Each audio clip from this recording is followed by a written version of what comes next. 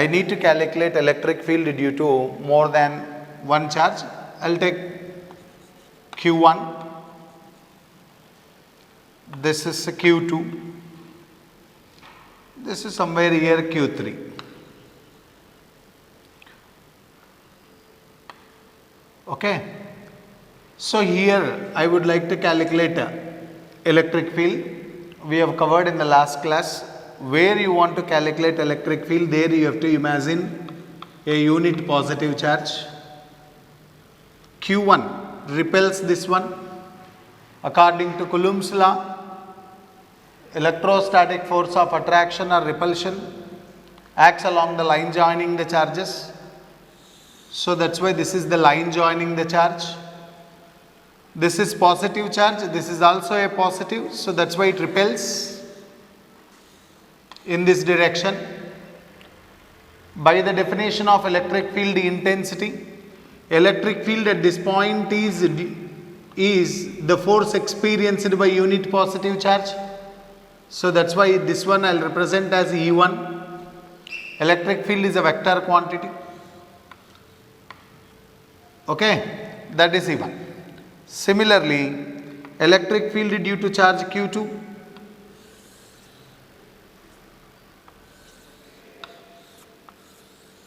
will be in this direction. This is E2. And electric field due to Q3 will be in this direction. So this is E3. Okay, how to write in vector form? E1.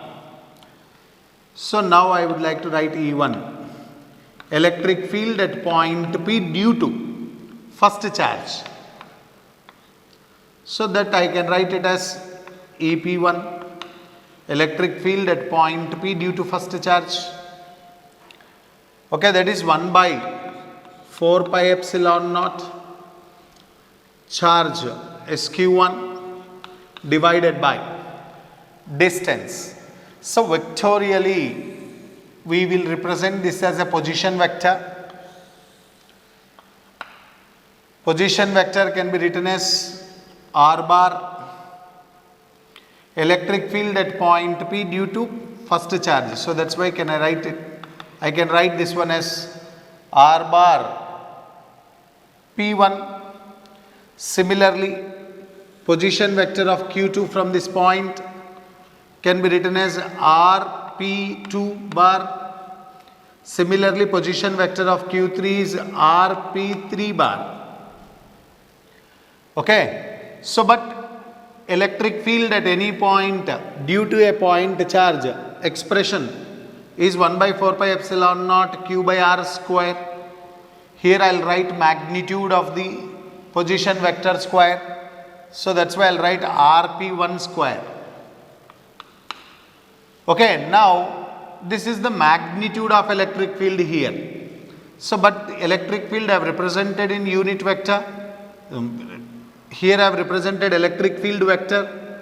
So to convert this magnitude into a vector, we need to multiply unit vector. So unit vector of that particular position vector I am representing here. Okay, E1 is 1 by 4 pi epsilon naught Q1 RP1 square into RP1 cap.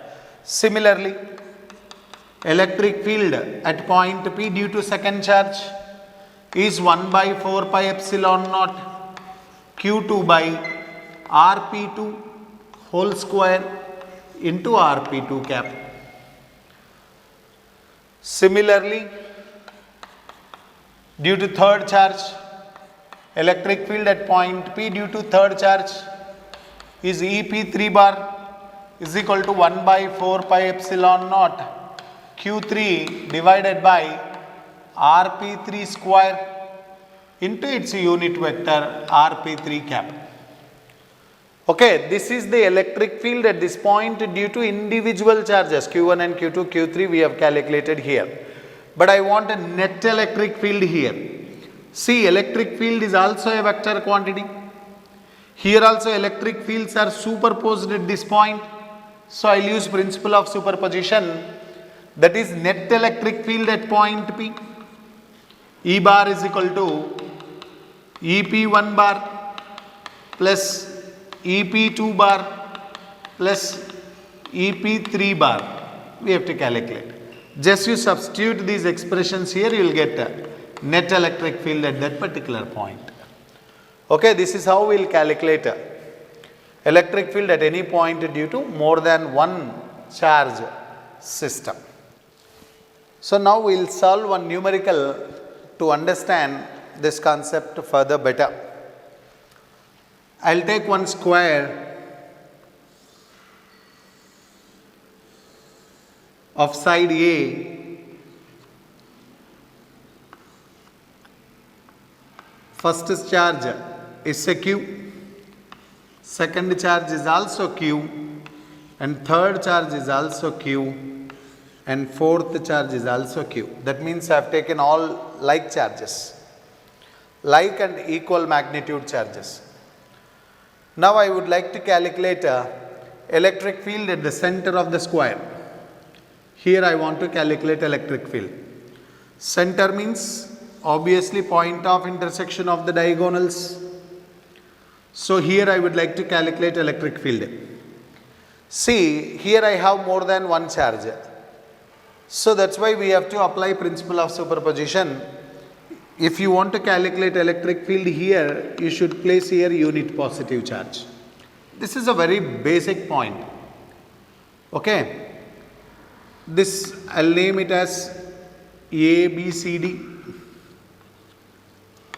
is a square.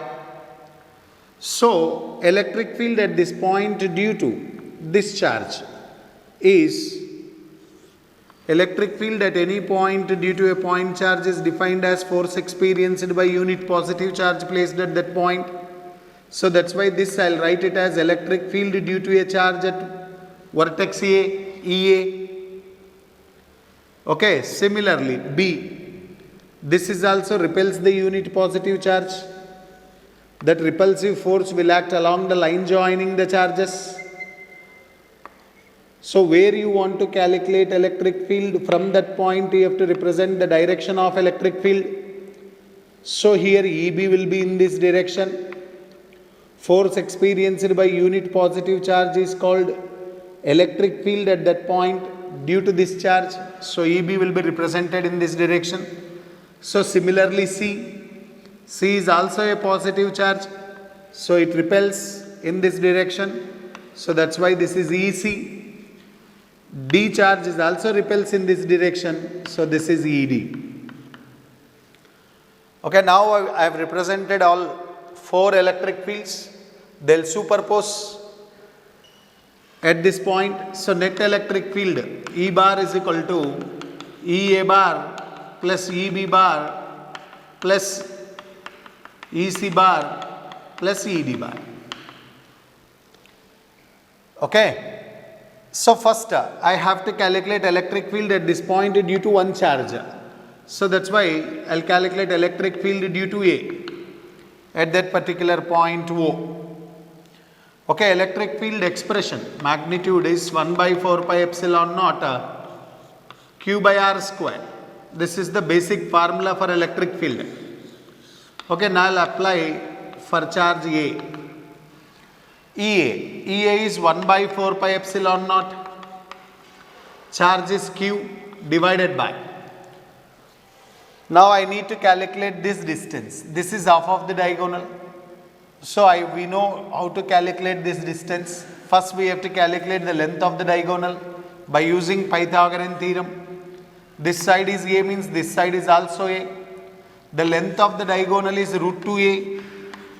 So half of the diagonal is the distance. So divided by 2, you will get this is A by root 2. Okay. So distance from this point to this point is A by root 2. Not only this is also A by root 2. This is also A by root 2.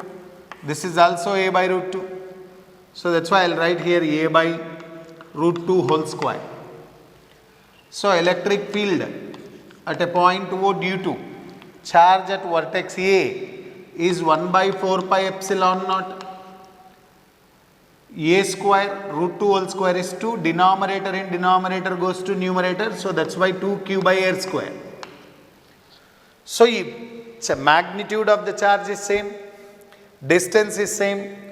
That means magnitude of EA is equal to magnitude of EB, and magnitude of EC and magnitude of ED.